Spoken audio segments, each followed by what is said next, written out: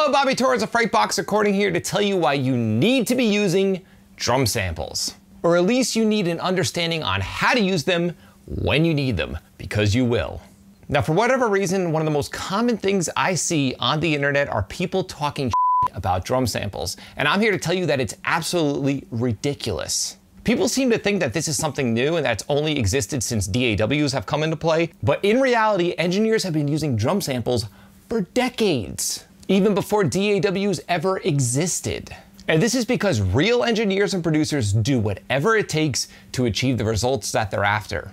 In other words, real producers don't follow dumb rules that people preach in forums. Now, much like pitch correction, people often think that when you use drum samples, you're automatically replacing drum sounds, making all drummers sound like robots, and this couldn't be further from the truth. You can use drum samples in a plethora of different ways that will help your productions. Sometimes in very, very subtle ways where you barely even notice them, and other times you'll be completely replacing drum sounds that are hurting your mix. And again, by following these dumb rules of not using drum samples at all, you're only hurting yourself, believe me. So with that being said, I'm gonna bring up some real world examples on how you could be using drum samples to help your productions. Number one, using samples to reinforce your kick and snare sound. Now, like it or not, most heavy records are featuring drum samples on the kick and snare, even if it's in the role of reinforcement. In other words, you start with a great drum sound and you use a kick sample and a snare sample just to make the kick and snare a little more consistent. And again, people often think that this is something new, but engineers have been doing it since the 80s. Now, does this mean that you're making your drummer sound like a robot?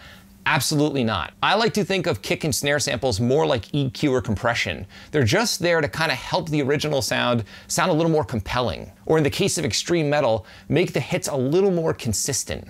Now, the way that I prefer to do this is I take raw samples of the drum kit when I'm recording an actual drummer. In other words, I personally don't use pre-made samples. I make my own. I found that by doing this, the samples always blend perfectly with the kit that I'm using because they're actually taken from the kit that I'm using. And the other great thing about this is that the samples are 100% raw with no processing. So when I do apply processing, it's in the exact same way that I'd process the live kit. I notice whenever I hear these drum samples that people often buy online, they already have a ton of EQ and compression applied to them. Now, I just want to say this isn't necessarily a bad thing.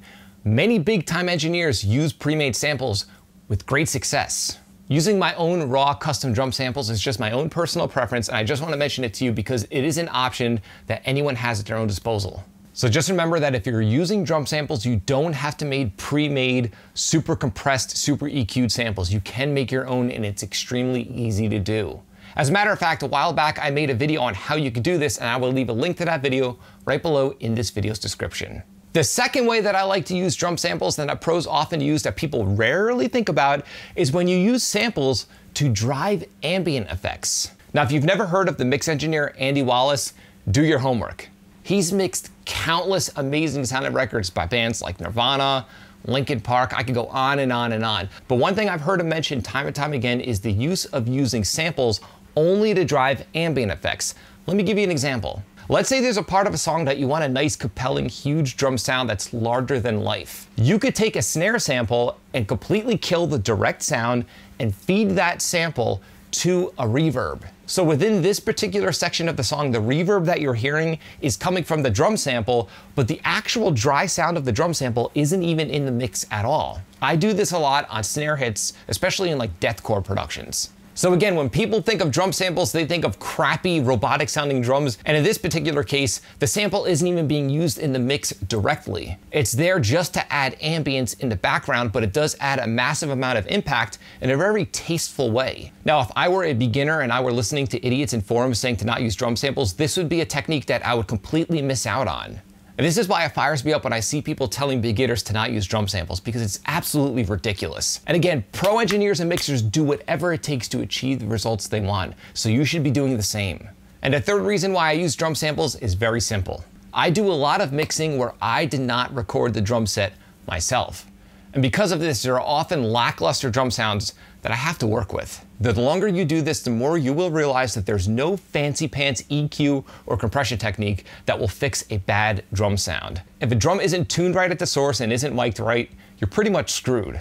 But luckily, due to the amazing tools that we have access to these days, you can replace these drum sounds. Now, I am not a fan of replacing drum sounds completely. Again, I prefer to use samples in a supplementary way where I'm just reinforcing the original sound. But if I'm working on a mix that I gotta get done and the drum sound sucks, I will not hesitate replacing badly recorded drums. And again, if I were a beginner mixer and I were listening to these people online, I would probably end up sitting there for weeks and weeks and months on end trying to make drum sounds happen from badly recorded sources where it ain't gonna happen. So if you're working on a mix where the drum sound just doesn't sound right at the source, don't hesitate to use samples. They will help you achieve the sound that you really want anyway, believe me.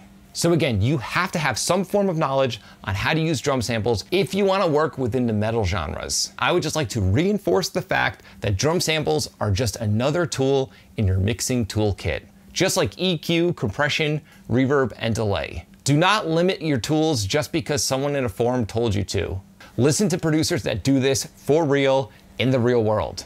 Remember, real professionals will do whatever it takes to achieve the results that they want, and they all do. So with that being said, I'd love to hear your opinion. Do you use drum samples? Do you think they sound like crap? Do you think they sound awesome? What's your opinion? I'd love to know. Leave a comment in the comment section below and tell me what you think. If you found this video helpful, like, comment, subscribe, and share. And do not forget to click the little bell icon so you can be notified every time I upload one of my weekly videos on all things metal and rock production. You can both like and follow me on Facebook and Instagram. Links are in the description below. And be sure to download my 5-step guide to better heavy mixes so you can achieve better results with the gear you have right now. There's a link to the free guide right below in this video's description. Till next time, happy mixing.